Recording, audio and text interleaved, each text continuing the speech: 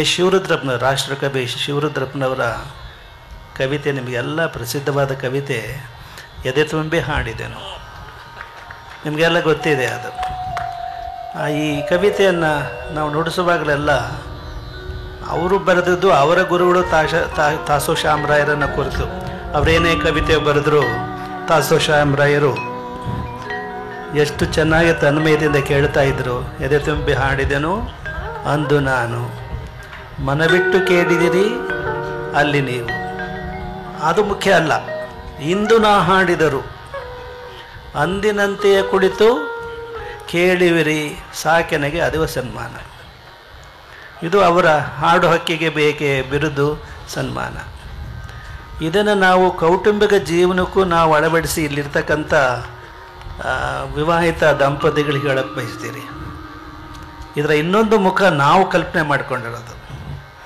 ನೀವು ಮದುವೆ ಆಗೋಕ್ಕೆ ಮುಂಚೆ ನೀವೇನು ಹಾಡಿರ್ತೀರಿ ಅಥವಾ ಏನು ಮಾತಾಡಿರ್ತೀರಿ ನಿಮ್ಮ ಏನು ಭಾಳ ಸಂಗಾತಿಯಾಗಿ, ಆವಾಗ ಅಪ್ರಿಷಿಯೇಟ್ ಮಾಡೋದು ಮುಖ್ಯ ಅಲ್ಲ.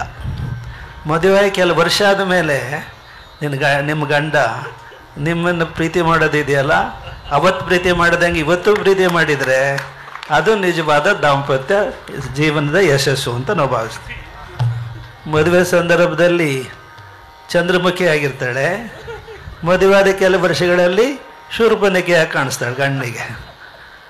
ಇದು ಅದು ಅರ್ಥವನ್ನು ಇಂದು ನಾ ಹಾಡಿದರು ಅಂದಿನಂತೆ ಕುಳಿತು ಕೇಳಿವಿರಿ ನಾ ಬಲ್ಲೆ ಅದುವೇ ನನಗೆ ಸನ್ಮಾನ. ಅಂಥದ್ದು ನಿಮ್ಮ ದಾಂಪತ್ಯ ಜೀವನದಲ್ಲಿ ಮೂಡಿ ಬರಲಿ ಅಂತ ನಾವು ಹಾರೈಸ್ತೀವಿ. ಈ ಪಿಟೀಲನ್ನು ಈ ಕೆರೆ ವೀಕ್ಷಣೆಗೆ ಅಂತ ಹೋದಾಗ ಅಸಗೋಡು ಗ್ರಾಮಸ್ಥರು ನಮಗೆ ಭಕ್ತಿ ಕಾಣಿಕೆಯಾಗಿ ಸಲ್ಲಿಸಿದಂಥ ಪಿಟೀಲ್ ಇದು. ಇಲ್ಲಿ ಅವ್ರ ಹೆಸರು ಹಾಕಿದ್ದೀವಿ ಅಸಗೋಡು ಅಂತ ಹೇಳಿ. ನಾವು ಬೆಂಗಳೂರಿನ ತರಿಸಿದ್ದೀವಿ, ಆದರೆ ಇದು ಅವ್ರು ಕೊಟ್ಟಿರೋದ್ರಿಂದ ಅವರ ಭಕ್ತಿ ಸಮರ್ಪಣೆ ತರಳಬಾಳು ಹುಣ್ಣಿಮೆಗೆ ಆಗಲಿ ಅಂತ ಹೇಳಿ ನಾವು ಅದರಲ್ಲೇ ನುಡಿಸ್ತಾ ಇದ್ದೀವಿ. ಇದನ್ನು ಮಾತ್ರ ಮೈಕ್ ಮಾತ್ರ ಬೆಂಗಳೂರಿಂದ ತಂದದನ್ನು ಇದಕ್ಕೆ ಅಳವಡಿಸಿದೆ.